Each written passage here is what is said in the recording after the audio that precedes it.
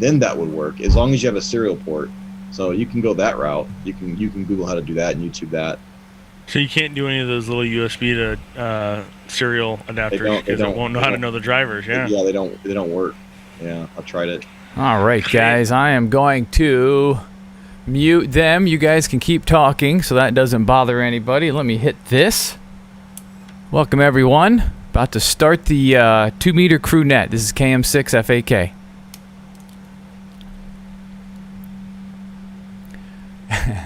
I should have. There we go. All right. Everything's to be up and spinning.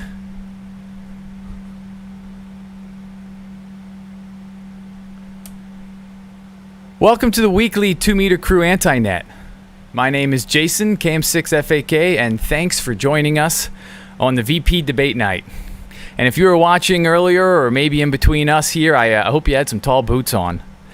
This is also live and recorded on Ham Radio TV, which is a YouTube channel, so feel free to come find out what you might have missed in the front half here. I have big news at the end of this little preamble, so stick around. I think a lot of people will be pleasantly surprised. Tonight we'll have an open conversation about digital modes, mainly on 2 meters. We can also talk about other bands, but I'm more interested in learning about open spots, rooms, digital repeaters, and that kind of fun stuff we're doing with HTs, radios in our car, and that kind of thing. Welcome to everyone in the chat. I see it is populating. Hello there on YouTube. If you log in with an email by Google, you'll get to come say hello, drop your call sign, let us know where you're from. If there is any emergency traffic, please, by all means, break in. And do we have any now?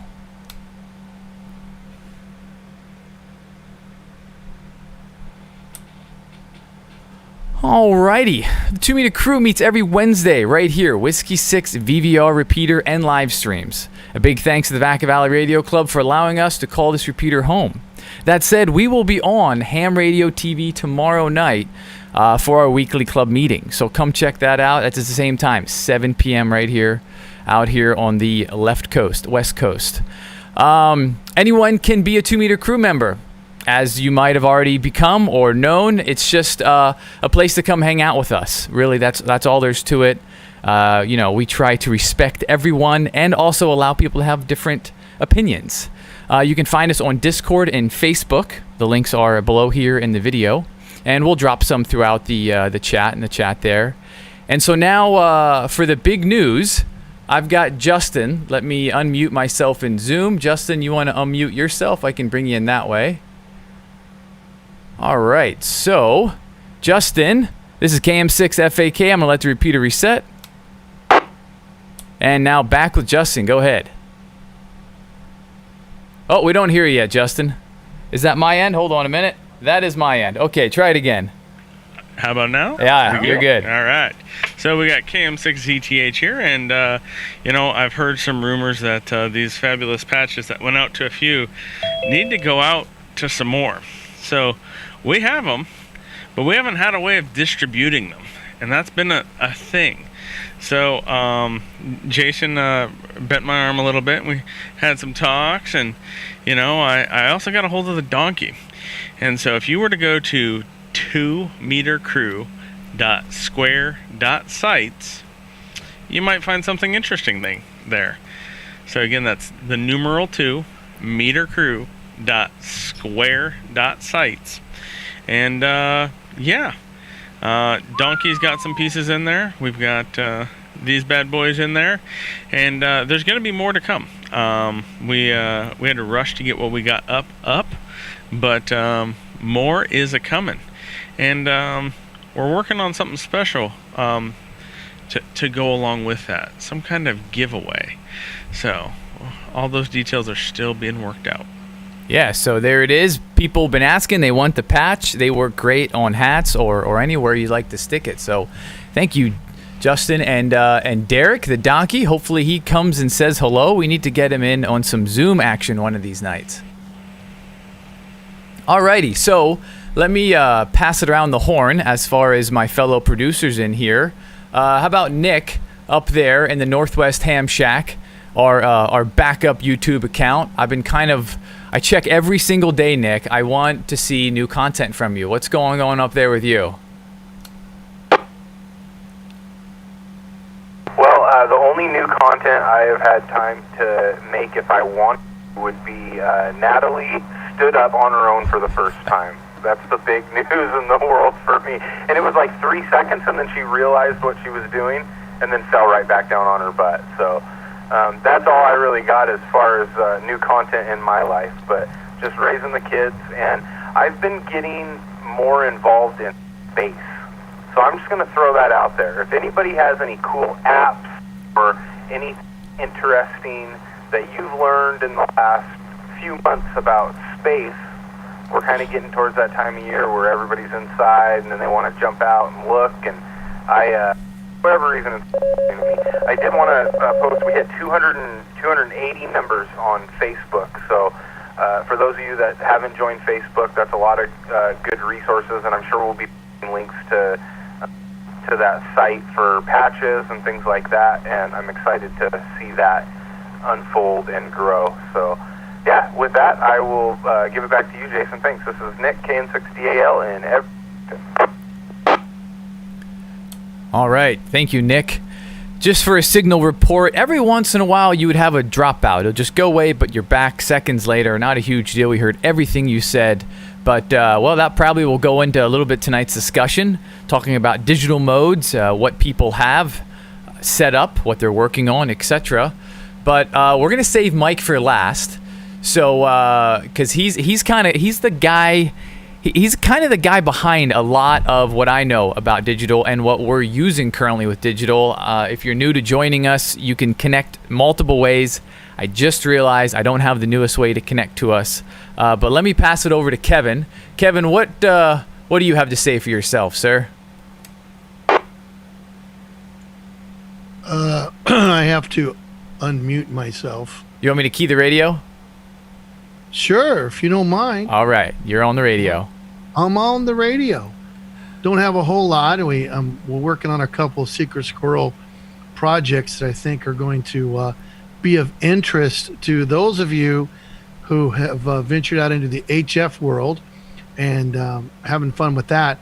But you like to use your SDR site on your computer to receive, and you're might be looking for a way to synchronize your transmit and your receive and your audio. Well, it's on its way. The prototypes will be done by the end of the weekend, and if they work, our man Jason will probably show it to you in a couple of weeks. Give you a little taste of what you could do with your HF radio, your push to talk button, and your SDR receiver off your computer, because I know sometimes those receivers are so great, everybody's talking. It's kind of like they're talking on their HF radio to the SDR. Everybody listens on the SDR. so there's a little box that's going to help you do that. Is one of the things we got going. So. Yeah, that SDR system is so nice. The one here in San Francisco and then in Utah, it can really help you hear those conversations. But nothing's worse. You got some speakers, you got some headphones, and you start talking, and you hear yourself just a few seconds later, and it just like messes up your train of thought. I mean, maybe you can hang with that, but more than likely, we're trying to come up with a cool little fix. So, Kevin, I know tomorrow night is our club meeting. Do you know what the presentation or topic is going to be? We're going to just review HF wire antennas, dipole, the balun, the coax, basically the whole enchilada. We're not going to just hang out on one, and we're going to have an open discussion and hear from different operators. Hey, what's your favorite wire antenna? What's your favorite balun? Did it work? Did it not work? That kind of stuff. I'm only going to have a couple of demos, and then I'll have a little chart, a piece of paper, kind of like a whiteboard, that'll have it drawn out with the lengths and where the balun goes, and we're going to cover real quickly the length of the coax.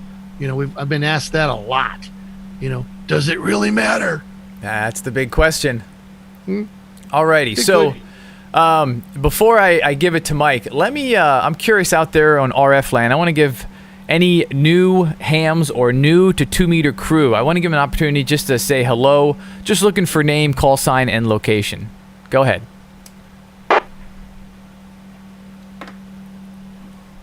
Whiskey 5 Victor Lima Foxtrot, Jeff in Fort Worth. All right, Jeff, you're coming in good. Great to hear you.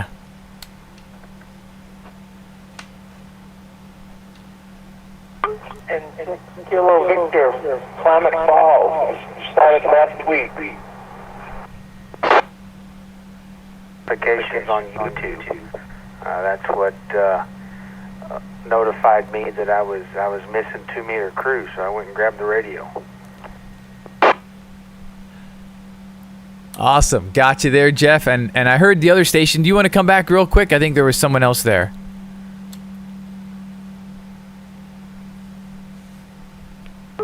Kilo 6. November 6, Kilo Victor. Clissy, Klamath Falls. Okay, Klamath Falls. Very good. Thanks for saying hello to us. Anyone else out there that's never said hello here on the 2 meter crew Wednesday show?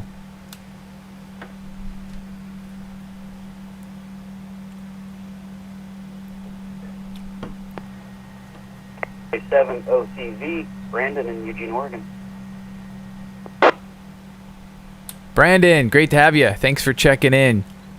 Yeah, you know, we give a little longer pause than you would think, only because we have multiple digital things connected to this repeater, and we might kind of recap of how we're doing that. That, you know, we talked about it before, but that would be, I think, very beneficial for this conversation. So we'll come around here in a little bit. We're kind of going to be looking for an open discussion. I want to hear from everyone because that's what tonight is. I want to hear what your favorite digital mode is, what it's most successful, or maybe what you plan on sinking all your money into.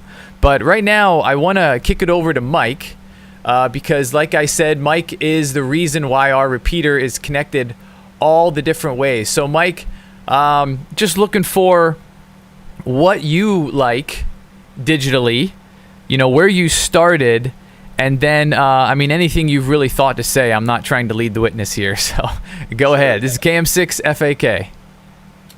Yeah, no problem. So this is Mike, WG5EEK, and the Geek, or just Mike, whatever.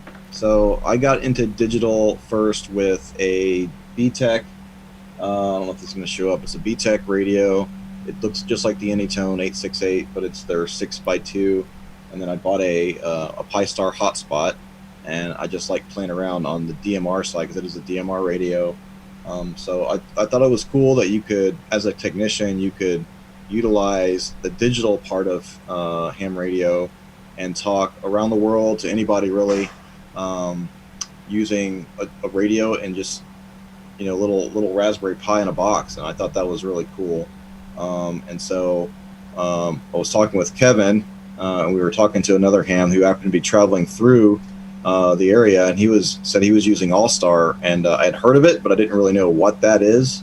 So after talking with Kevin, he said he's built one before. So I was like, well, how hard is this to build? And it wasn't too difficult.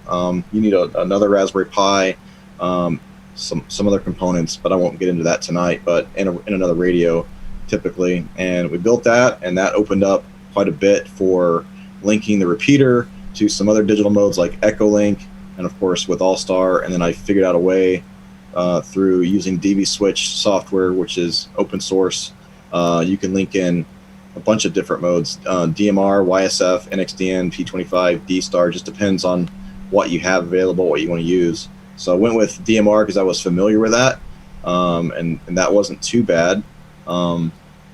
Took a little bit of work on the ham VoIP version of AllStar, which we run here, versus the official AllStar Link version.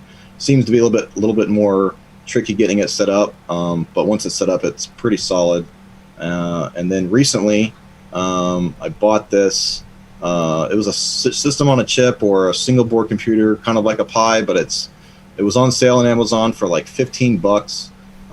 It has some better specs on it than a Raspberry Pi, although the support for it is a bit lacking. So what I wanted to do is like, what can I use this for to assist me in more ham radio-esque stuff? So I looked into how hard is it to create something with a different mode besides DMR. And so I went with YSF, which is Yaesu System Fusion. And it's pretty neat because there's a bunch of different reflectors out there.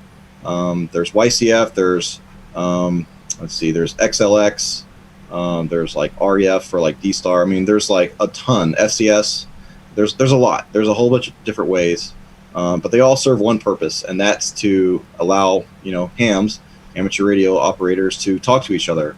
The difference between using an RF versus digital is most of the time digital lives in the internet.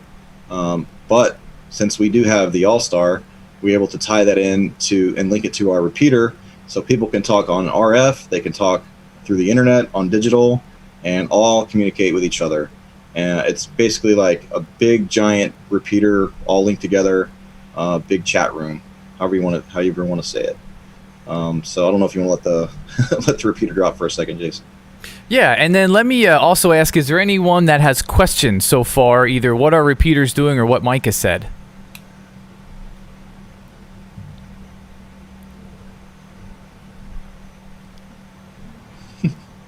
No questions. You have answered everybody's question, Mike. Please continue. Confuse everybody. One of the two. So go ahead, Mike. You're keyed. All right.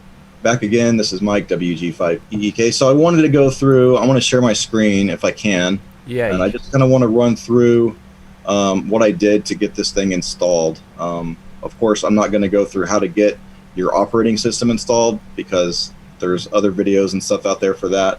But there's a little bit of incorrect information on the website that tells you how to install this reflector that I want to kind of point out, something I had to run into to fix. So let me go ahead and see if I can share. Yeah, you're nicely frozen, so I think it's coming. Here it is. All right, let's see. Let me know if it's working. Yep, we can see it. All right, so the website to register for a YSF reflector is register.ysfreflector.de. So it brings you to this page here, and you can just see a whole bunch of different reflectors. There's like over 1,000 different reflectors, or rooms, like voice chat rooms, if you want to call it that. And they're usually based on either region or topic, and sometimes they're linked to other systems, just like we have one linked here, which is pretty cool. So once you get in, you want to log in, create a room, register for that, because you're going to use the same information that you name your room when you do the installation. So after you do all that, to get to the installation, there's two different ways. Don't let all this confuse you. The easiest way to get it done is, if you're familiar with Linux at all, you have to open up a terminal, which is kind of like the command prompt of like a Windows machine or something. But you open up the terminal, make sure that you're running as root, which is like the system, like administrator, basically. Like you're the main guy. You have all the rights to everything. So you just copy this. I don't know if you can even see that. I'm going to zoom in a little bit. So you would copy this command here, copy it, and you would open up your terminal and paste it in. And then it's going to run through a whole bunch of stuff. You might have to hit Shift Y to say yes when it asks you. But then it'll ask, hey, what do you want to name your reflector? And you're limited to 16 characters. So it's either 16 or 14, but I think it's 16. So you just figure out what you want to name it ahead of time, because it's that's what's going to be, unless you go in and manually change it. So you do that, and then it's going to ask for a description. I didn't know what to put for description, so I just put the room name again, as simple as that. And so then when it gets done with that, it tells you this is all for the automatic stuff. It's supposed to run this command here, but it says in here, it says reflectors automatically installed, and you can start it by doing that. So yes, that will start the reflector, but you can't really see what's going on, but we'll get to that in a second. Down here, if you scroll down through all this stuff, if you have to do it manually, it gets to where you would have to enable this to, every time you start your board or your system or whatever, it's supposed to start automatically. Well, if you see this line here, it says check config ysfreflector.sh on. Well, unfortunately, this hasn't been a thing in like probably many years. This system doesn't work unless you're running a really old version of Debian or Ubuntu. This doesn't exist. You can't install it.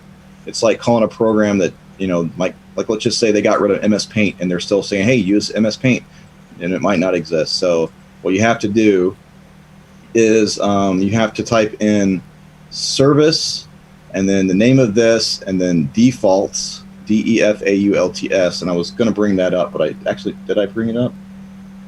No, I didn't bring it up. Anyway, so you would have to type that, and then after that you just hit the same thing except you erase defaults and you would type start, and so that should make everything work, and it's on, and that's the only difference that I saw. I don't know why they're still using this antiquated command here, but it's on several different websites. If you see, I found this other one. It does the exact same thing. It tells you exact same step at the end.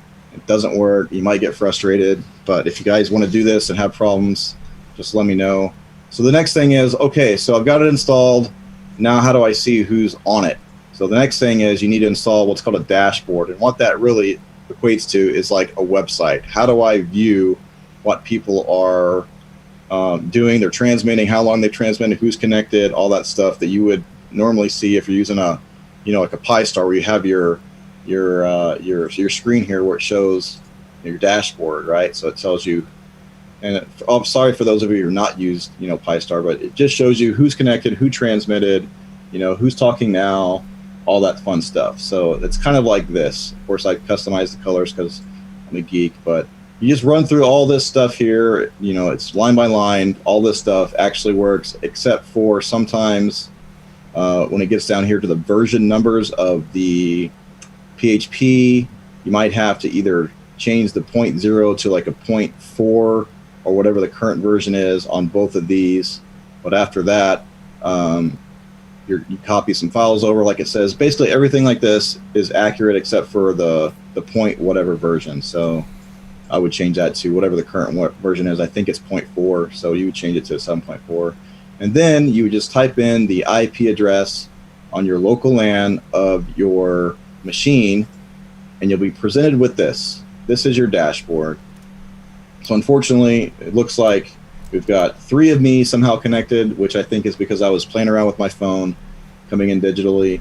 And then we've got KI6, UJH, and KR0EFR, which I know Bert's in the chat. He says he wasn't hearing anything, so I'm going to have to figure out what's going on. I think what happened was somebody might have quick keyed and temporarily blocked my DMR ID, which is what we use to link into the AllStar with, but usually that goes away after about an hour or two once the system resets on the Brandmeister network. But yeah, this is pretty cool, and what I like is it has whenever someone's talking or has talked, you can click on their name and or their call sign, and it brings you right to QRZ.com. Oh, so wow. Like, hey, who is that? So I want to see who it is. So you just go right there, and there they are. Of course, you could log in to get their name and everything, but yeah, so, I thought that was neat. So putting this together, what you've recently done, how hard would it be? As far as, let's say you're a computer user, and level 5 would be your, you do IT support for a living. Do you need to have some kind of computer background to get something like this? Because it looks like a lot of the websites you were sharing were almost a copy and paste with maybe just a few modifications. Yeah. So I wish they would update their instructions here at the end. Otherwise, every time you reboot, you just have to type in this command, which isn't too terrible. It's just annoying. But if your system's up all the time. But regardless, you don't want to do that. You want to get it enabled. So honestly, I would say this would be, as long as you can copy paste and you know how to get to your terminal. That's the hardest thing. So a lot of people use a program called Putty to get into their either the Pi or their systems or whatever. It's basically just all big terminal. Looks like DOS if you're familiar with Windows. It just looks like that. But it's their version of that, and it works obviously way better, in my opinion. But even though I'm a Windows guy, like Linux is usually pretty solid as far as stability, and has been for a long time. But I would say like maybe a 2. Okay. Maybe it's not too difficult, especially if you just have to do this and that. The only thing is, it's like you gotta move this file to your system. It says download this, then run it. Runs through everything. It asks you to name it and all that stuff. The only other thing that I forgot to tell you is the default port is I think if you look at all of these, most of them are like 4200 or 42,000. I'm sorry. So whatever you port, the port is that you set it at, you have to go into your router and open that port to your system, whatever system you're running it on, because if you don't open that port, it's not going to work. It can't find it. So the way to test that is make sure that's working is once you log in, you go to show my reflectors, and you're going to hit over here where it says edit. There's a little refresh button, and that's actually, if you let it do its little pop up there, it says ping the reflector. So it's like, I need to see if this thing is alive. So you click on that, and it says, hey, your reflector is pinged, and it's updated. So now you know that it's running. And I run a different port just because I wanted to keep all my other DV switch stuff that I run on the same ports separate. So I made a new one. And that's it. And then you can go back to start, and you can type in whatever room name you have, whenever the little pop-up comes up, a little block. And mine's WG5EEK, and there it is. So I've got the ID number, which you tell people, hey, if you on your little handheld radio or whatever, that's the number. That's the name in the room. You can get to my dashboard that I set up. I port forwarded that as well. And then you can add a description. Hey, it's bridge to the W6VVR, AllStar link 51010, and DMR 3149964. And it looks like 4 people are connected. So the cool thing is it takes about a day or two before this will populate into your Pi-Star if you build your own. And it's so I can type for it again in their website, and there it is. Let me zoom in again. So it shows right there that it's in their stuff. So when you update your Pi-Star on your Raspberry Pi or whatever you're going to use, eventually you will see it. I'm going to bring this up. So once you go to your configuration, so this is how you would connect to it from my end, because I'm a DMR guy. So I have to turn DMR mode on, and then DMR to YSF. And then I use the gateway, which you can drop down and change it directly to that. But I like to be able to do both DMR and YSF at the same time. So what you would do is you connect to, you just change, you got to go find it, your room down here. You select that. And then if you're doing DMR to YSF, you have to add a 70 to the beginning of your number. So it would be 70240033. But if you're doing straight up Fusion YSF, you just type the 24033 into your radio. So a little bit of a difference there, but it all communicates. So the cool thing is, if you have a DMR radio, if you have a Fusion radio, if you have an RF radio, we can all talk now on the same repeater, which I thought was really cool, linking people together. All right. Well, hey, I'm curious to know if our friend Doug is out there, KI6UJH. Doug, you out there listening?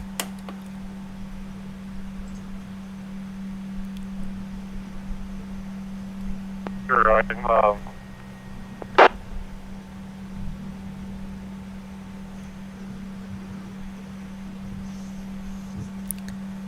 You broke the squelch there. Try it again.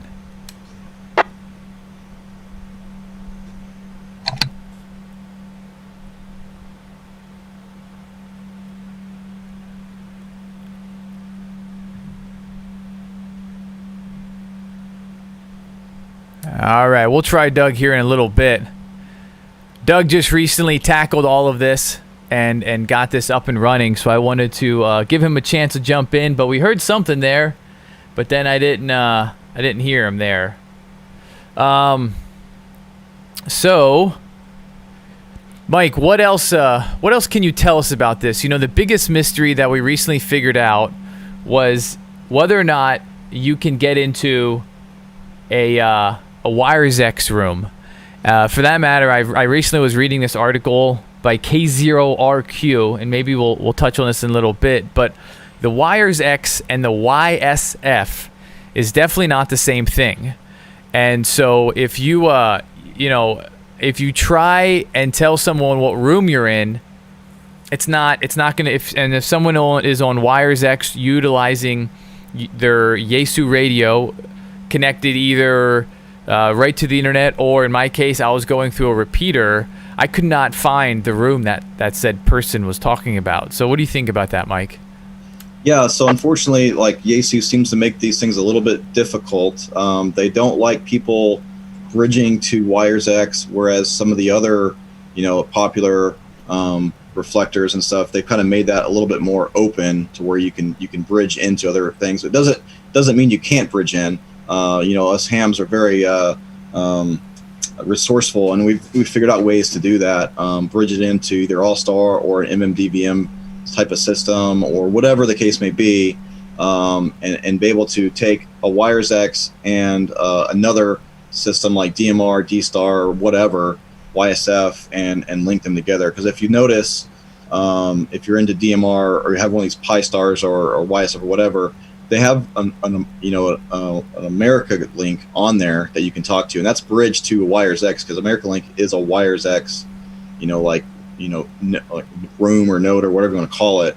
But they bridged it to multiple different areas, so you can get through it to DMR, you can get to it on YSF. I think there might be a P25 or NXD in room 2. So it's all meshed together, which is the way we really, I think, should be. Obviously, some people disagree, like they think that, and they're right. Some digital modes sound better than others, but at the end of the day, like, can you understand what I'm saying? Yes. Okay, then that really kind of gets the point across, especially if we're just trying to have fun with a hobby and communicate and talk and meet people and share experiences and all that fun stuff that's really drawn me into the hobby. Then that's all I care about. You might sound a little bit more digital, which maybe that's not your thing, but I just want to talk to people, so I'm all for it. And that's my opinion, but we're all entitled to our own opinion. But I just think it's fun. So if there's anybody that wants to try to set one of these things up and has a little bit of issues or anything, feel free to reach out to me. I'm pretty active on Discord. My email is good on QRZ, and and I'm here pretty much every week too. So answering questions or just having fun. A lot of times I'm kind of doing stuff in the background, but it's just keeping some of the stuff running. So that's it. This is WG5EK, since it's been a while since I've ID'd. And let me let it reset. All right. Well, thank you, Mike. That was good stuff. I'm hoping we'll generate some questions here. Mike will be retiring soon from the Air Force. Thank you for your service. And I'm pretty sure I'm going to go over to his house and pull out all of his valve core stems in his tires, so he can't drive back to Arkansas. I'm a little distraught because he's telling me that he's going to need to unload some digital stuff and keep it here in California. But so let me open this up. I'm showing a few screens behind me. If you're watching, we're live here on YouTube. Ham Radio TV is the name. And for people that might not realize, Mike has set this website up here, and this is no secret. It's WG5EEK.com, and there's a lot of stuff going on, such as there's links to the places you can find us, like Facebook and Discord, and then you click on the node where Mike is essentially making the secret sauce here, and then here it shows you who is connected currently. And if you see, I see KD6LKM, K6NBO, and W6REB. QRZ misses you. So this is a default picture Mike got going on here with a bent over tower and a frowny face. And in other words, you don't have a QRZ photo loaded. So if you go into your profile and put up a photo, whatever you'd like, I'm getting a kick out of this N6KMR QSL card he's got.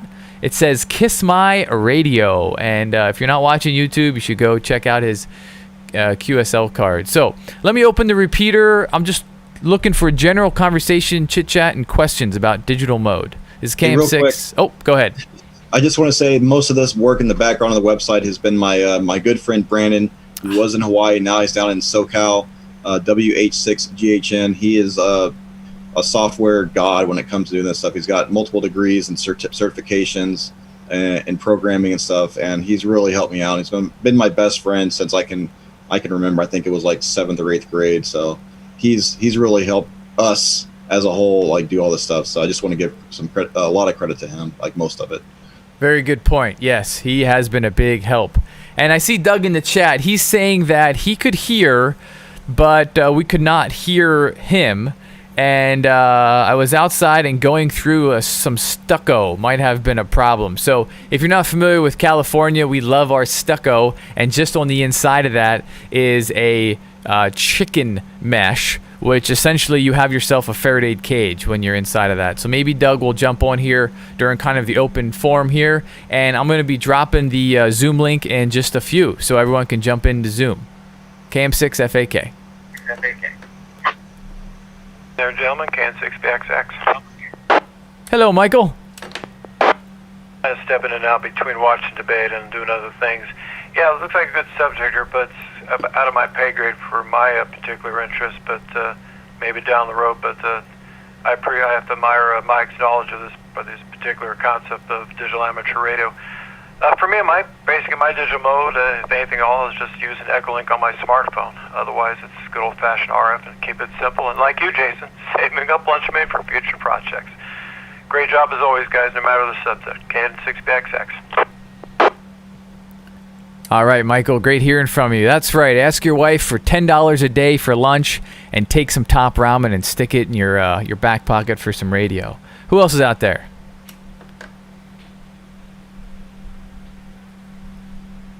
A0 EFW.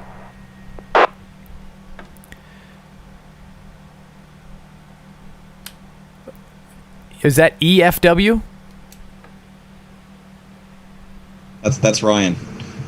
K0 EFW, Ryan. Ryan, yes. You need to change your YouTube name, don't you?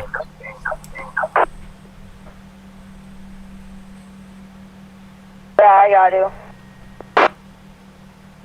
All right, and how are you coming in tonight?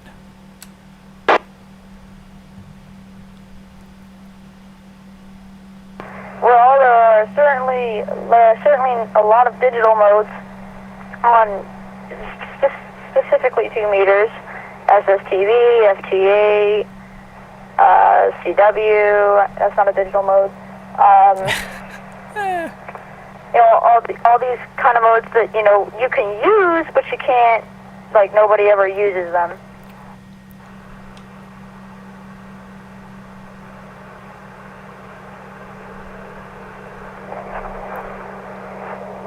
Let me see here. And how about right now? How are you coming into our repeater?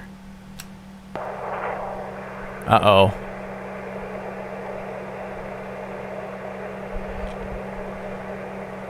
So I'm guessing we got a little bit of a digital stick, a glitch. Oh, there it is. Okay, how about Doug? You out there, Doug? Try it again.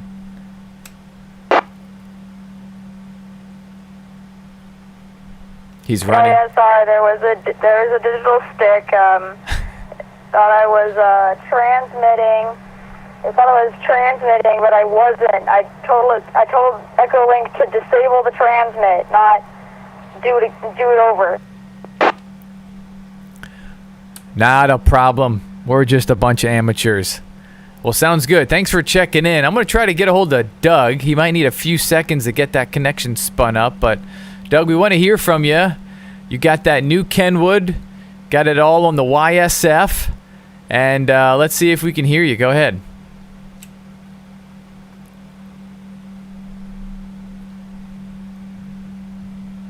Yeah, hi Jason, this is Doug, Kilo India 6 Uniform Hotel. Can you hear me? Well, great, I can hear myself on YouTube. Okay, so first of all, I just want to thank Mike for setting this up. It's great. I'm only 15 miles from the repeater, but where I live, it's an RF dead zone, and so this is the only way I can get into the repeater if I don't put it on the net. So again, I really appreciate it. I'm coming into the DMR right now. I got a Kenwood and got into D-Star first, and the primary reason is there's a D-Star repeater at W6CX on Mount Diablo, and so that's why I went Kenwood and D-Star.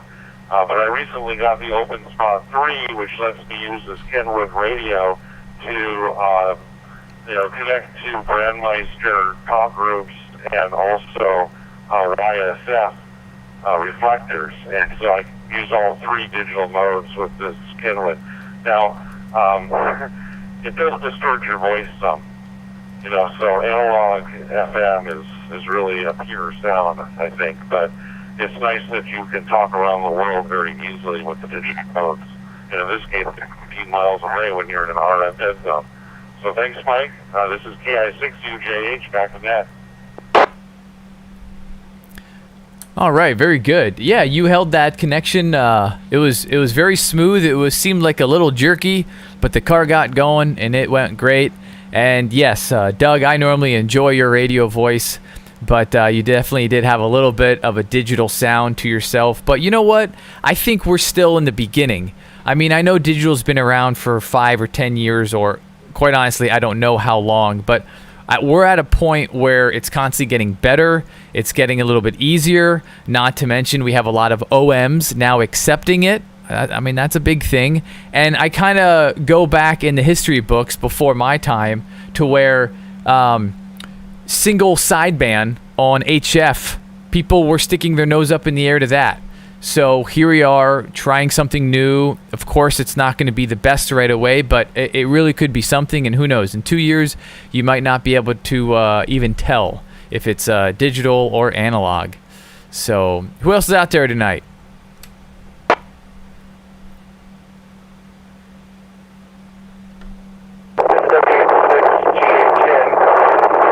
Digitally, via EchoLink on I don't really have a bandwidth for the YouTube right now. Just getting off work. Want to say hi. All right, you came out from work and said hi. Some of that it wasn't broken. I think the wind was winning. Are you on a mountaintop?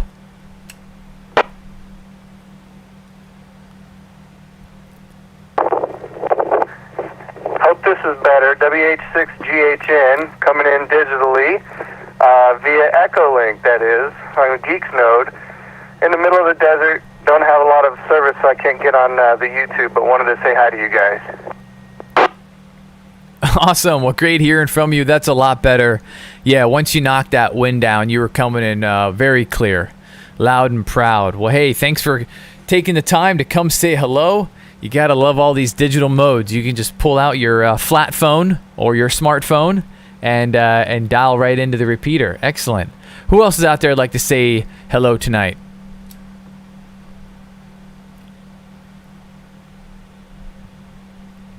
KI6UNF, Sally in Pittsburgh. Hello, all. Now there's a big gun. What's going on, Sal? I'm just enjoying the nice weather tonight. How about yourself? Yeah, doing good. And no kidding, it is a pleasant 81 in the garage, and I only have like 1 or 2 fans instead of 5. And yes, here in Northern California, we're hoping for some cooler temps in the next few weeks. Well, great to hear you, Sal.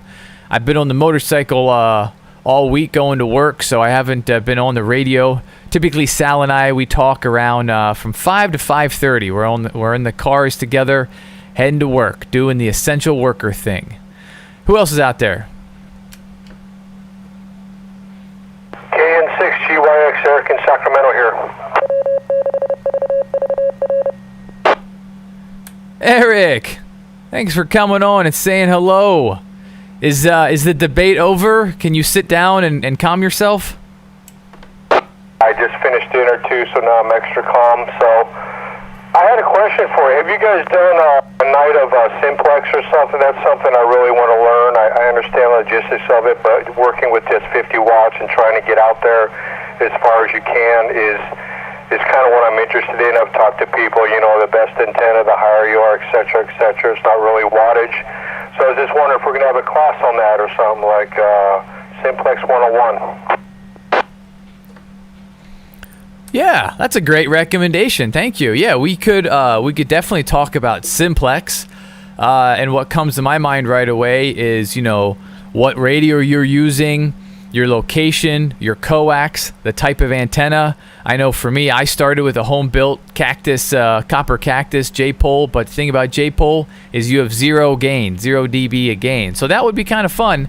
And then what we could do is we could start here, And then we could even possibly, drop the repeater, which we do typically around 8 o'clock, head over to Zoom, but then also we'll go over onto the national call frequency, and we can monitor it and see if we can do some simplex back and forth. And then, of course, you have YouTube, so you could always go back later and check your signal and that kind of thing. So that'd be kind of fun.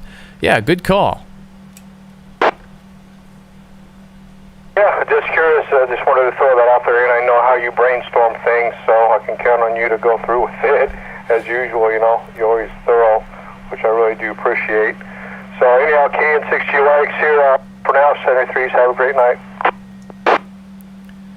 All right, Eric73, and thank you for those compliments. This is KM6FAK. We have Shadow Sun in the chat.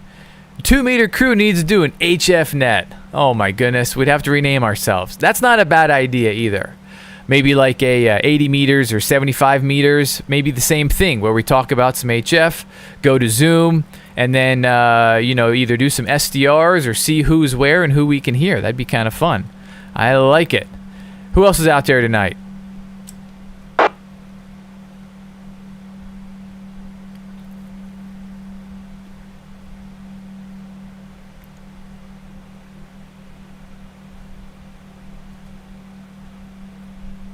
This is Nick, KM60AL. I'll just throw there, the gentleman who was down in the desert, that this was his only way using DMR to come in. Or what was it, DMR? Shake your head if that's yes or no. Phone. He was using a digital mode that you had set up, Mike, to come in. Flat he phone. was using his phone, EchoLink or something.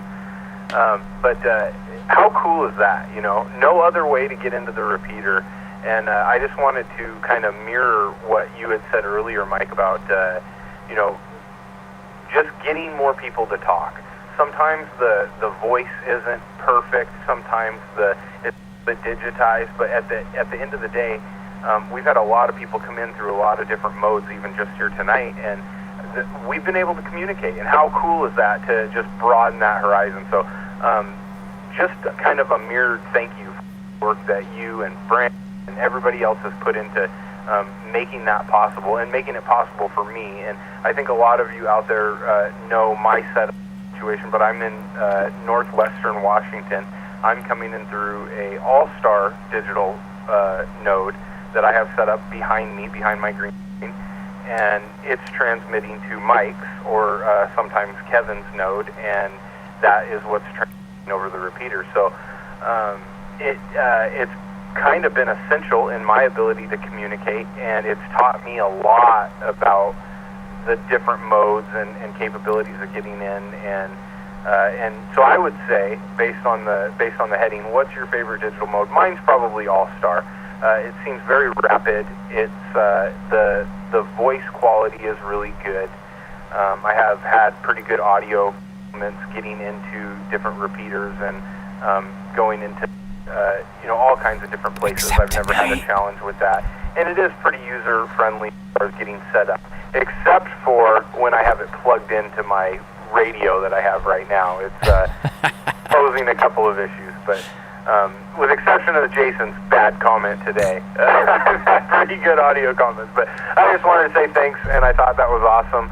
I agree with the gentleman who came in about the simplex. I think that would be a really cool topic one night, just to share other people's ideas, what's effective and stuff, because that's kind of how we got started, and that's a really cool, down-to-earth, that kind of hits home for me topic on just how can you be the most effective with the bare minimum, no repeaters. I think that'd be a good topic, so we should all brainstorm that later. But that's all I got. Thanks everybody for showing up. KN60AL.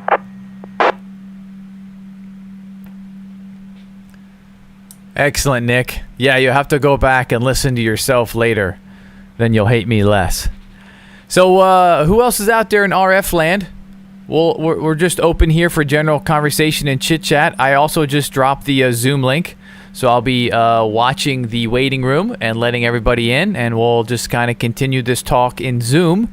Here in a few minutes, we'll be off the repeater. This is KM6FAK. And I should add, I think my favorite mode is the Yaesu C4 FM.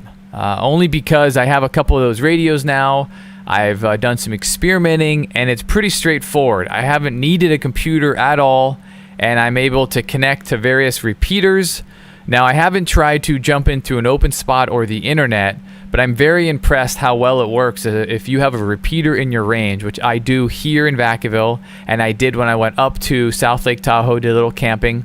I was able to hit a repeater right there locally, RF, and chat down here to Bobby Lee and make a few contacts, you know. So I was really impressed how well that worked. But I will say I'm biased only because I haven't tried all the other modes. So there's that. Anyways, we're just kind of kicking it around, listening. Go ahead out there on the repeater or come through on digital modes. I like FM. Wide band FM. I know you do, analog. Kevin. But I do like connecting it to AllStar. Yes. Because AllStar, you can, if you have your node, you can steer it to many different places, and it sounds so good. I am very impressed how good AllStar sounds. Full fidelity, very warm. Does. AllStar is for for myself, you know, I'm a spherically challenged ham radio operator, so it just sounds so fat. I love it. And I know one thing that is kind of on my short list to do is to build an AllStar essentially in, let's say, an ammo can or something, and then connect a wireless node to my cell phone. Being I have cell phone coverage where I might be in the RV camping, I like to do that quite a bit, and then I could just be locally in my little campsite. You know, typically I'm no more than a football field away from my RV, hanging with the kids, riding bikes. I could be on an HT talking back to this cool AllStar kit in an ammo can connected to my cell phone, and then come in and out of this repeater or anywhere else I'd like to aim it. So that's a very entertaining thought. And just another thought, if anybody's interested, I made one. I want to make a nicer one. I think sometimes when we're doing things like this, and it's nice to have a radioless node, so your audio goes, it keys it like a radio. I mean, because I'm sitting, I mean, my radio is literally right there. So I've got my little hokey finoki. I don't know if you can see it. Can we see that? I don't know. Maybe we can if we did that. No, that doesn't count, does it? There it is. Yeah, this little thing right here. It's not really finished, but it's laying. Yeah, that's where my audio is going through. And if you do it right, it'll also feed your radioless node. So, like for example, Nick, I'm going to use you as an example. Just nod in affirmation. Thank you. Thank you very much. Nick's up there in Washington. Although he is going to have and has a node, and he's a radio node, and he's also working on improving it as we speak, I think. But when he's like tonight, and when he's hosting, he can get rid of the radio issue, and it will tie directly into his audio system. And now he's putting audio directly onto Zoom and directly onto AllStar, which that puts it directly onto the repeater. So it takes out one of the possible link problems that might be there, i.e. noise or things like that. And then when we're not doing this kind of stuff, he flips a switch and boom, he's back online, and he can be driving around town. You know, I get distracted. I got this big screen in front of me, and it's got all the comments, and then the Discord jumps up there, and Nick sends me, and Mike sends these great little sayings, and I like FM anyways. Okay. Is that why they made blinders for horses? What? Yeah, that was a remix. I was trying to make a joke. That was my fault. Sorry. Nick, we're trying to help you. I was listening through the radio, and when I talk on Zoom, I have to turn the radio off. When I talk on the radio, I got to turn Zoom off. So I'm just going to talk right now. I can't. I know it's keyed up. I can't Or key. he No, unkeyed it. I can't key you, Nick. Why not? When I key you, it circles. Hello, hello. No, I turned the radio. I turned it off. So now you should be able to key me. All right, try it now. You should be able to key me now. There should be no problem. Okay, we're clean. There you go. See, I told you it was all my fault. Just, Nick, just do this. I mean, just go, hey, Mr. Producer, fix that. And then then look back at us. You're the one in control, Jason. I think this is your fault. Heck yeah. Hey, let's we got Stone Wallace. We got Ben, K7BLA. He's on AllStar. Well, Ben, are you in the only chat or are you in the RF? Let me drop the repeater, see if you're in RF land. I'm coming in via AllStar, K7BLA. Okay, we got you, Ben. Sounding great. Go ahead. Better than Nick. Sounds like FM. I figured out what my problem was. I sound a lot better now. I've been playing around with AllStar recently, and I migrated from a Raspberry Pi, and I've got it running on a virtual machine. I'm running the not the ham VoIP rendition, but the other one. So I've installed DMR Bridge, and so any analog repeater that I'm connected to, I can also tie it into any TMR talk group I want to. So, I guess that answers the question of the net, what's your favorite digital mode? I really enjoy DMR. I've got a couple of radios. But my question is this. I'm using a radio ID with a couple of different radio ID extensions so that I can run more than one hotspot. But what I'm finding is that the last hotspot, or AllStar in my case, that had keyed up, if somebody tries to private call me, it routes it to that hotspot instead of all of them. And so when somebody tries to private call, I absolutely don't want it going to my AllStar node. I want it going to my primary hotspot. So that's my comment/question, K7BLA. Okay, excellent. Well, I'm really going to hope Mike knows the answer because I don't. I see some positive head shaking. Yes. And we got your audio. You're on the repeater. Go ahead, Mike. All right, this is Mike again, WG5EEK. So I actually just solved this issue. Okay. I had a bit of a YouTube failure, but we got you on the radio at least. Okay, good. Yeah, that makes perfect sense, and I did go to radioid.net, and some other people that have more than one radio ID said, oh yeah, it shouldn't be a problem, just request another one, the link is right there. And they went back looking for the way they signed up, and there is no sign on that website on how to request a second ID. So if somebody wants to look me up on QRZ and shoot me a link or a quick how-to on that, I would be much appreciated. That's exactly what I need. K7BLA, back to Nat. Yeah, actually, if I have time, I can log in and I can share my screen again and just show you over YouTube if you're watching on YouTube. Yeah, YouTube is up and running. I think here in a little bit we're going to be dropping the repeater, and K7BLA was his call. Feel free to hit him up on QRZ. And are you around? You going to jump into Zoom?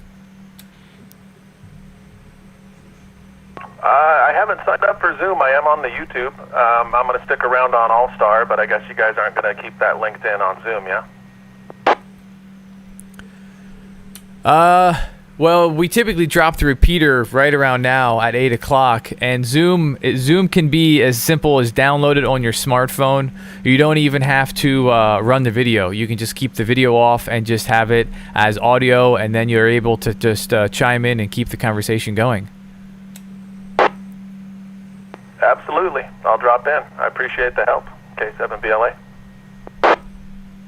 Okay, very cool. Yeah, sometimes it's fun to do a bit of a deep dive, more on a full duplex mode, if you will.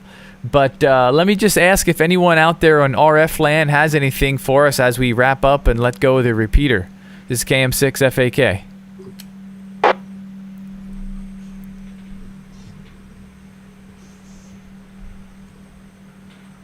All right. Well, thank you everyone out there in RF land that is listening and enjoying our digital talk. We will continue this on for another half hour or hour. I am home alone with my children, so I need to go check on them. and make sure they're getting ready for bed. But hey, it's not like they have to go anywhere for school tomorrow. Anyways, it's always been fun. Great hearing everyone. We'll be back next Wednesday right here, 7 o'clock on the repeater. And if you'd like to come check out our club meeting, like I said, that'll be tomorrow night. There'll be a cool presentation on that. So thank you very much, Whiskey 6 VVR. I am Jason, KM6FAK. See you next week.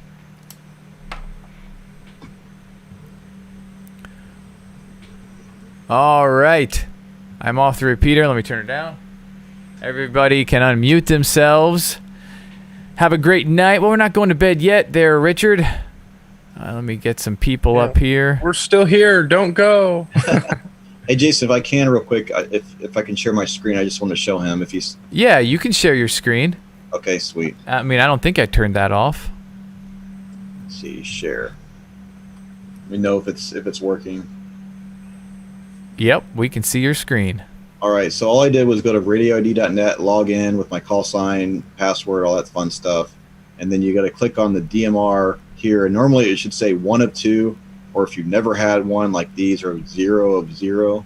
But all I did was I clicked on that, and there was a little button down here that said request a second ID. I literally clicked the button, it refreshed, popped me up with a second ID, and then I just plugged that into my radios and hotspots. And Can you zoom that in a little bit, Mike? I'm sorry to interrupt you, because I'm just looking at YouTube, and it's really hard for people to see. Yep. So once again, radioid.net, log in, click on DMR. Normally, if you sign up for one, it'll say 1 of 2. There's a little button down here that allows you to hit it, and it says request a second DMR ID. You click it, and then it just gives you another one right there. And I literally plugged that into my radios within 5 minutes, and I was back up and running on another ID, and it worked just fine. So I think they limit you to 2. If you have a repeater, like you have to prove that you have a certain type of repeater, like a Seabridge, like Motorola or Brandmeister approved, whatever, then you can get a repeater one. But that's all you do, and you get another one. So this one's tied in that we advertise on YouTube, and everything else is 314-9964. And then I just put all these in my Pi Stars and my radios for DMR, and I could actually talk to the repeater using that because it's all linked together. So not that it's linked because of this, because I have it linked. This number is linked to the AllStar. So using this number, I talked to this number, and it went to the AllStar. So it does work. It's pretty easy. And that's it. Good deal. Alrighty, yeah. Right as you were giving your answer to that question, Mike, the OBS software just froze. That's crazy. Not responding. So thank God I know how to Control Alt Delete Task Manager end, and it launched extremely fast, and I just hit start streaming again. So thank goodness it saves all those settings and everything. Yeah, absolutely. You can do a quicker way to get to the Task Manager's Control Shift Escape, and you don't have to do anything else. Control Shift Escape. Yeah, it pops up your Task Manager. Oh. And if you unplug the computer, it just resets itself. It's amazing. Yeah, just smash it with a hammer. That's what my mom does with her stereo now. Just unplugs it. I don't remember. Yeah, she calls me. Yeah, I can't get to come back on. I go, why? Well, what? I need it. I just unplugged it to turn it off. Well, whatever works. Whatever works. Yeah. Well, I do that with most of my stuff. I just unplug it. Hey, look, Brian got a haircut. I noticed. Yeah, looks good. Sharp. Yeah, I finally trimmed the bush. It was about time. Whoa. Well, that's good. Now you're ready to enlist. Yep. Thankfully, my dad cuts my hair, so he saved an extra $10 on that.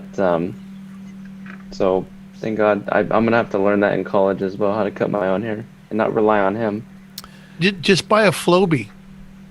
You ever seen what? Anybody know what a Flowbee is? I don't think they really sell those anymore. Yes, they do. Check eBay, buddy. Check eBay. Yeah, but they should. You can get a clapper with one of those too. What about Amazon? Can you get it on Amazon? I don't know. I actually know a person who has a Flowbee, has been using it for about 20 years. Wow. Well, nice. Yeah.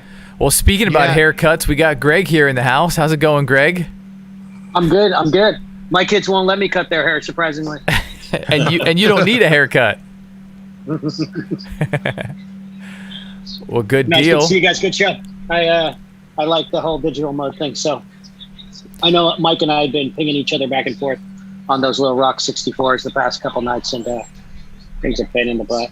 Yeah, we try to get an AllStar, installation on that thing, and it's just I don't think they have the same chipset. I mean, I know they don't have the same chipset as a Raspberry Pi, so it's been difficult to try to get specifically the DAHDI. I think it's Dottie or Daddy, whatever you want to call it. Dolly or something. Yeah, it's whatever runs. It's the drivers for Asterisk, which is the backbone of AllStar. It's like if you guys are familiar with the term PBX, like basically VoIP. Like telephone stuff is what it is, and it just will not install on those cheaper ones, but it works great on Pis. So if you have a Pi, the Amazon's like overflowing with Pis. They're pretty affordable. Or who was that at the K7 up in Washington? This is what I'm building with. Yeah, the virtual machine works great. Like I ran an official AllStar version in a virtual machine to test it out, and it worked amazing. And I set up my DMR on that, and then I actually transferred that image to a real computer with some software you can kind of mirror it over, and then just plugged it in, changed my IP settings, and that was working great for a long time. So yeah, the AllStars, once you get it set up, it's pretty versatile. I mean, I like it. It sounds great, and it really depends on how you're using. If you're using a radio, like you got to make sure you have a good radio. You have to get like either have to modify those sound cards to work, or they sell kits. You can wire it in. That's what we did. We got the Rim Light USB version from Repeater Builder, and they have some that plug directly into a radio depending on what radio you have. But we got the serial port version, DB9, so you can wire it to anything if you know how. And that was brilliant, because then you could just swap those cables out. If you can build them for whatever radio and just swap it out, and it's really smart. So Kevin made a good call on that, as usual. He gets lucky plenty of times. Like every time. It's all about experience, and he's done it. So thank you, Kevin.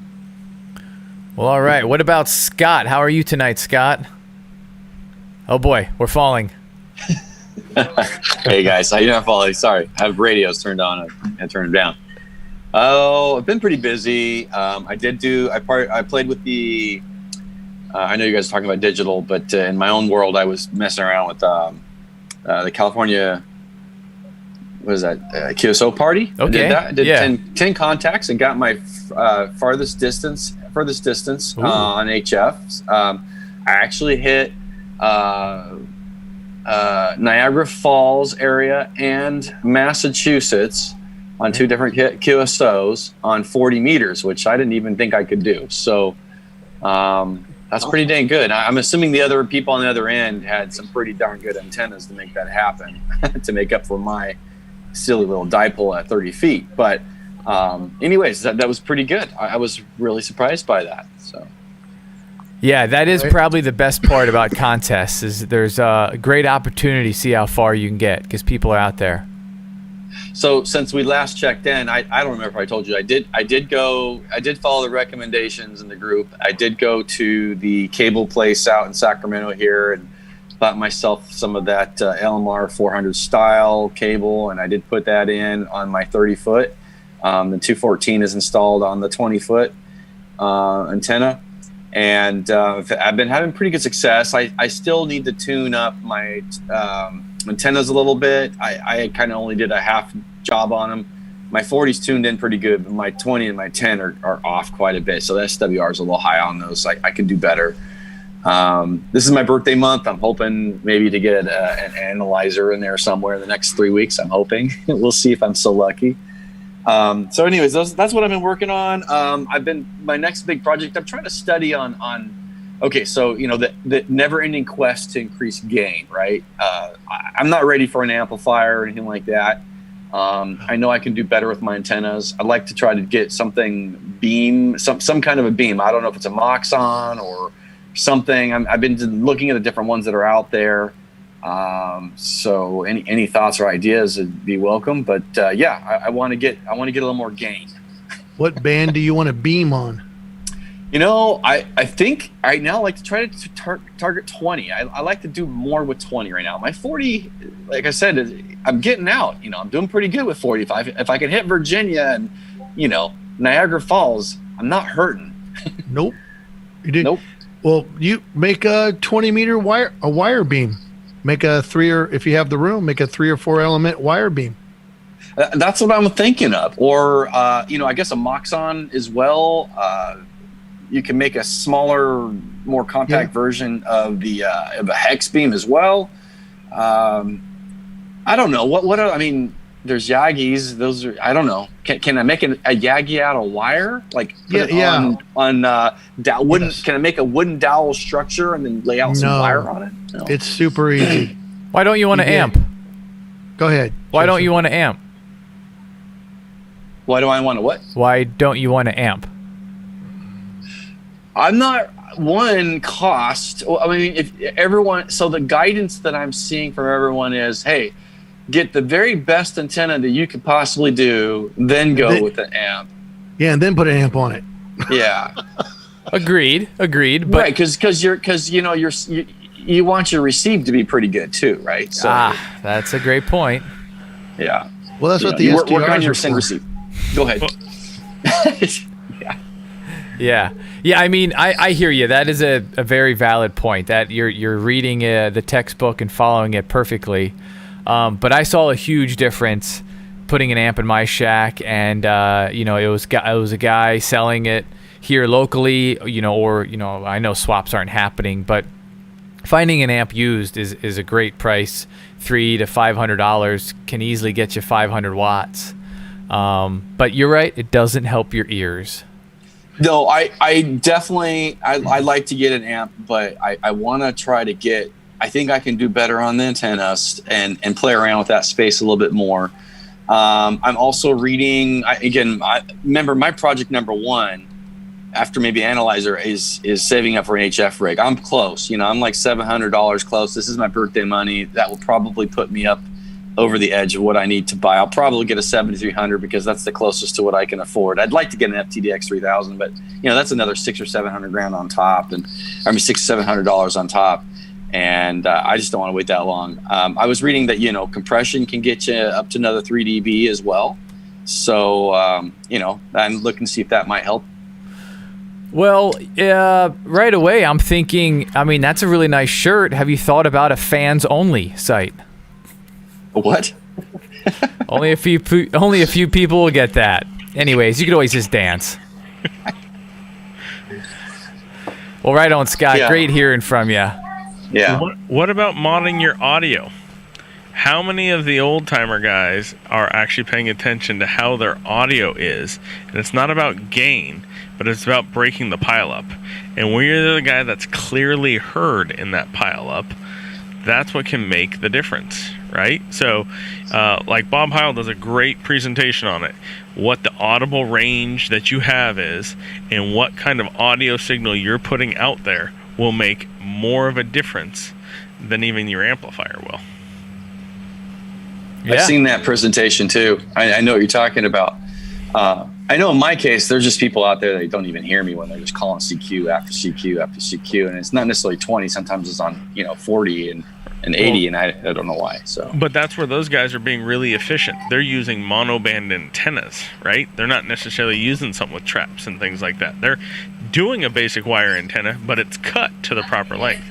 It's set up in the best scenario that you can. It may be even phased, right? So that, yes, you have some gain, but I think there's a lot of the older school techniques that actually do pretty well. We get caught up in, feed line loss and a number of other things, and there's quite a bit we could do just if we actually, like you said, if you focused on 20 and you cut a perfect wire to where you wanted to be at in 20, you're the spot you were going to focus, I bet you that would do better than anything you can go buy off the shelf.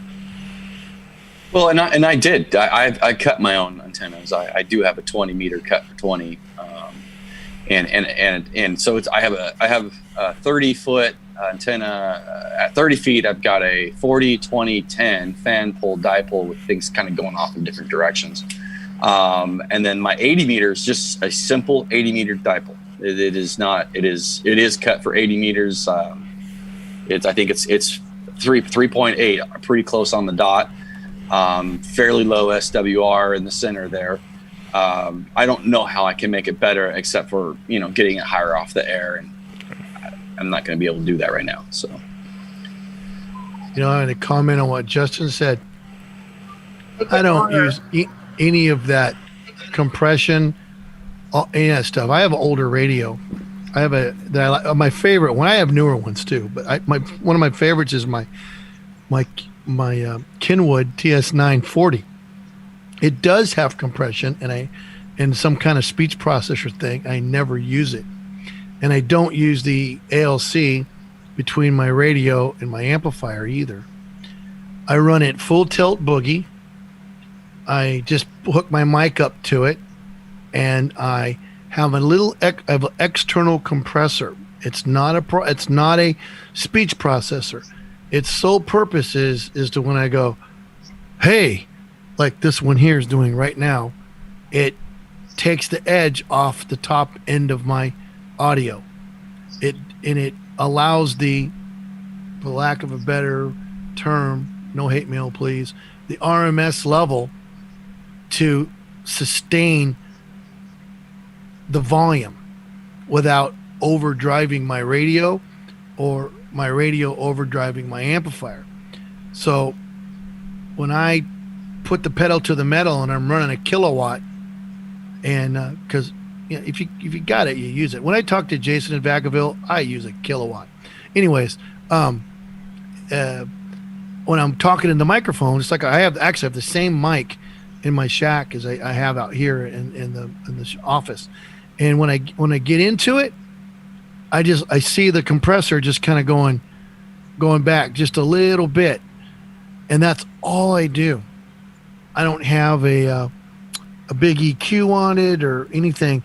Now, if you want to put an EQ to shape your audio, I got nothing against. Matter of fact, I'm going to do it, but get an EQ that has the bands that represent the audio bandwidth of our HF spectrum, which if you listen to the new 7300s and 991s and the nicer radios, I hear guys that are they are putting out 50, 60 hertz. I mean, they're just, you hear that guy's voice is like, it's kind of the low end. It almost sounds like they're off frequency because there's so much information down there that we don't need.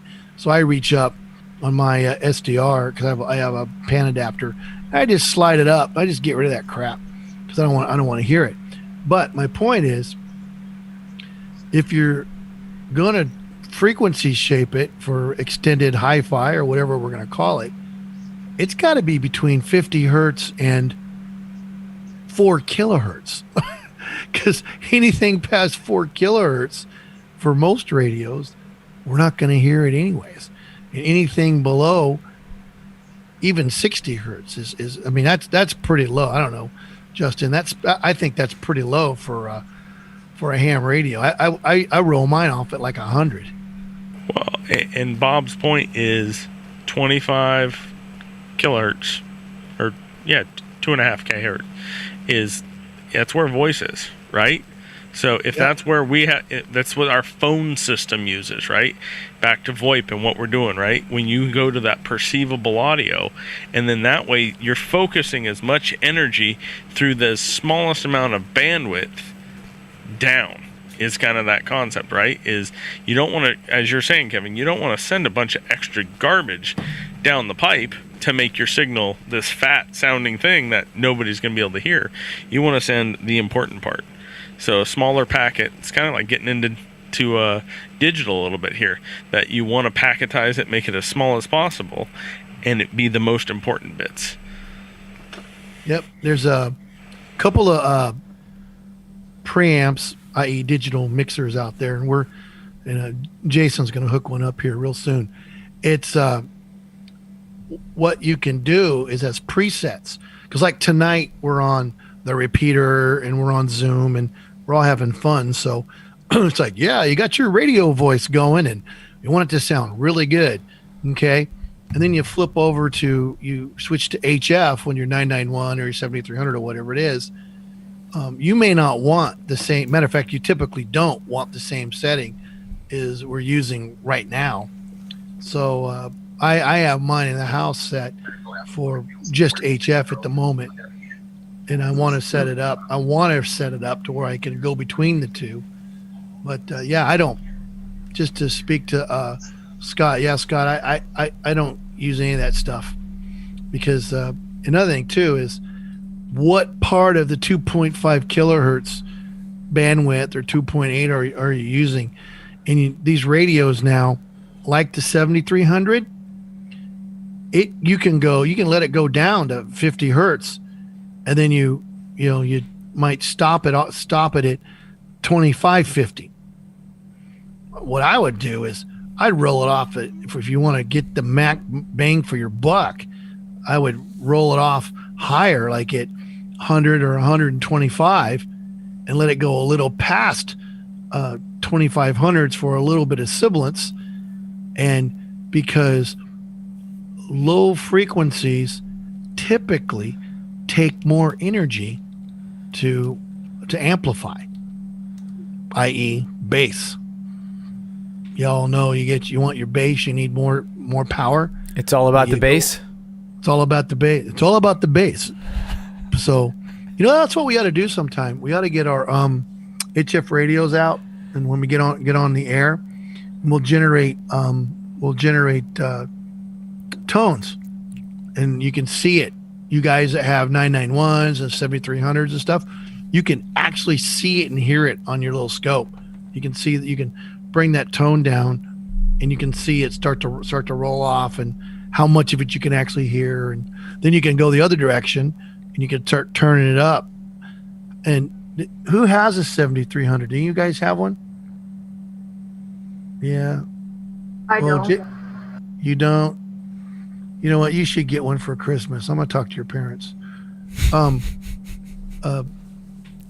Jason, like when you turn the receive bandwidth knob on your 991, how high does it go? I mean, how hi-fi can you make that radio on sideband? I mean, is it I can get 3200. You can get 3200? Yeah. That's on transmit and receive? I don't know about transmit, but I think in lower sideband it'll do 3200. That's pretty dang respectable. Really is. And it'll go as low as 1800, I believe. 18. No, yeah, but there's a knob in the menu somewhere where you can actually, like my old school one in there's literally a knob that says high pass and low pass, and you turn one, and it starts out, and you hear the highs going shh, and you turn it goes shh, it gets lower and lower, and then the opposite one you turn, and it increases the low frequency cutoff. So you can make the thing sound like, I mean, literally you can make it sound like that, which is really bad, But can be helpful for contests if you've got stations on either side of the station you're trying to hit. So in the menu it says Ssb High Cutoff frequency 3000, 34, 38. It'll go up to 4000 hertz. Dude, that's pretty wide. Did you say transmit side? That's single sideband high cutoff frequency. Man, that's pretty good. Ryan is showing off his swag. I know what he's up to. Ryan, tell us what you won. Nice job on that, by the way. Yeah, I honestly didn't know that I would win in the first place. And what? So people might not know. So just start from the top. What did you enter? Did you win it from? Okay, so I entered in the Ham Radio Crash Course Discord server because they do that thing once in a while. Awesome. And I honestly didn't think I was going to win this thing. And then... So I think you got a hat and you got a shirt. and now he's looking for his body. Does his mother know he's just ahead now? I won this icon. See through it. This really cool lantern thing. So it has this, right? Well, that's the Bell and Howell super light, isn't it? It's like an orb. Yeah, and then on the it says ICOM on it. Yeah. On the bottom, you have an actual flashlight. So a hat, a t-shirt, and a flashlight, is that right? Yep. All from ICOM. Very cool. Well, congrats on that. It's always fun to win some cool stuff. Yeah. One of these days, I'll get some stuff to hand out. We'll do some drawings and that kind of thing. One of these days, we'll give away Jason's 991. But we do have, if people might have missed it and just tuned in on the top of the hour, Justin had a big announcement about his new website. We'll drop a link here in the chat, but his new website, you can go and purchase a patch, and it comes also with 2 stickers, and it can be yours for $10. Now, how does the shipping work with that, Justin? There's like a few cents, and there's tax and stuff like that, but right now it's $10 with 2 stickers, and the Green Donkey and I are working on shirts. That'll be what's next. So very cool. There'll be a variety of stuff, and maybe we'll convince Jason to build some swag into that store. So. Yeah, I need to quit my day job. But yeah, so that's the same hat. That is the same, not hat, but that's the same patch here. Is that correct? That is these patches right here. From the same people type thing. Yeah. So it comes with Velcro on the back, and whatever you got, you can stick it to. Hey guys, I hate to cut out early tonight, but I gotta go. I gotta take care of some stuff. I had a really busy day today and a really busy day tomorrow, so I'm gonna jet. All right. You folks have a wonderful evening. It was fun hanging out with you. Have a good night, Kevin. We'll be Good night, around. Kevin. We'll be doing something, even if it's wrong, tomorrow night. Okay. Okay. See you later. Bye. See ya. I'm gonna do the same. Y'all have fun. 7-3. Thanks for coming out. See you, Justin. Great seeing you again. Take care, Justin and Kevin. Bye, Justin. Hey guys, I'm gonna follow suit as well. Fortunately, I won't be able to make it to tomorrow's thing, as it's my 15-year anniversary with my wife tomorrow. So awesome. We're taking off, going up to Tahoe. Sweet. Maybe try to hit the radio up there, but I don't think she's going to give me time for that. So Nah, don't worry. You'll be able to catch the meeting later. It'll be recorded. And congrats on 15, man. That's fantastic. It's awesome. yeah, absolutely. All right, gentlemen, take care. Good night.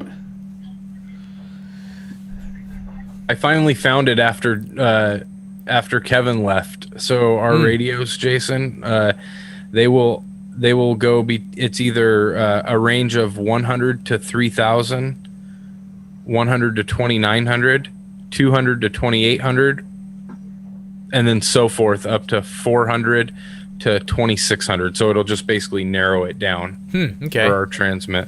Yeah. That's pretty cool. And what's default? Does it say? Default is 300 to 2,700. Okay. And I'm pretty sure you probably have the same setting adjusted on yours, because I think I pulled mine off of a picture that you sent me a long time ago, all the way down to give us the most flexibility of range, 100 to 3,000. Right. Mainly because we're fluctuating our audio through other stuff. So. Well, very cool. Yeah, I got kids in the house myself, so we'll probably wrap this up here in a few, but let me kick it around to everyone in here. Would anyone like to jump in, inform us, give us their thoughts? Bert, you're extra quiet. What's going on with Mr. Bert? I've been messing around with my FT-101. I found out it's got like 11-meter stuff in it, Ah. CP stuff all inside of it. Yes, I saw that. I tried to recap one of the boards that are in there, trying to get my bias up on it, but doesn't seem to be doing that. I have to maybe do more caps that are inside of it, stuff like that. Yeah, and Hopefully then get it going. will it be only a CB at the end of the day, or what can you do about that? I did find the other crystals that were in there that were originally in there. Okay. And so I'm able to switch those out, and I bought one crystal for 160 that was originally in it. But I'll see what happens. Boy, the first time you get this thing up on the air on HF, you're going to be standing on your It'd be seat. awesome. Excellent. Well, I mean, that's kind of cool to have a project sometimes to plug away. At the very least, it sounds like you're, sharpening your soldering skills, and hopefully you're not holding the tip. Yeah, need a desoldering gun, really. Oh, A lot of yeah, stuff yeah. That you got to desolder. Do you have some of that webbing that sucks up the solder? Just maybe a foot left. Okay, I gotta yeah. buy some more, but Yeah, that, and of course the pen that you hit the button on. yeah, got one of But those. you just keep latching it down. Yeah. Yeah. It was a trip when I was desoldering some of the caps. There's like this much of solder on one lead or whatever. It's just like, this is too much. Wow, that's a lot of solder. Yeah. I like. I've used the wick. I've used the suction pump thing with the button on it. I also like the little, it's like a bulb thing. A little bulb with a usually like a red or black bulb. And anyways, it's nice too. I use all three when I'm desoldering. I gotta try that. I got maybe find one. And of it's the, cheap, so. Excellent. One of the baby suction things for their noses or whatever. So we had Yeah, those. get the boogers out. But here's the, and I'm curious to know how that performs, because with the red bulb that I have, you could take the white tip off of it, and because what happens is as the solder gets sucked up into the white tip, it cools down, and of course it cools down and hardens in the tip itself. So you have to be able to take the tip out or be able to push the solder back in so that, right, and yeah, because it interferes if you can't clean it out. Yeah, I was noticing that when I was using the little gun thing or whatever it is. It's just like, slide out the rest of the other stuff out to it. Well, the gun thing, what it does is when you go to pre-trigger it, pushing down the center punch, it actually cleans out the barrel for you. So it kind of does that automatically. Whereas the bulb mechanism, because it's just a simple suction in a vacuum or a void, So, but I like how it works though. Sometimes you get a little more control over the suction, and it's not perfect. Sometimes the suction pin is awesome. Like I saw on eBay they're selling a that suction pen thing with the heated tip now. Oh. They're like $20 now, I think it was. I was like, $20? I mean, maybe that might be good enough to get for something like that, instead of getting a $200 desoldering station or something. Yeah, for sure. Well, hey, right on, guys. I think I'm gonna wrap it up for tonight. It was great chatting about this. I think if you've got further questions or want to figure out digital stuff, I would recommend to jump in our Discord server. If you follow the WG5EEK.com's website, he's got a link there. The links are in the description of this video as well as the chat. So yeah, jump in there. We've got a little channel talking about that, and we'll see what we're going to be doing next week. I have no idea. But awesome. Well, guys, I'm going to say 7-3 to everyone out there, and we'll catch everyone next week. Or if you'd like to come along for our club meeting tomorrow, you're more than welcome to watch us there on YouTube. So with that, I'll say 7-3, and good night, everyone. Night. 7-3. 7-3. 88. 88.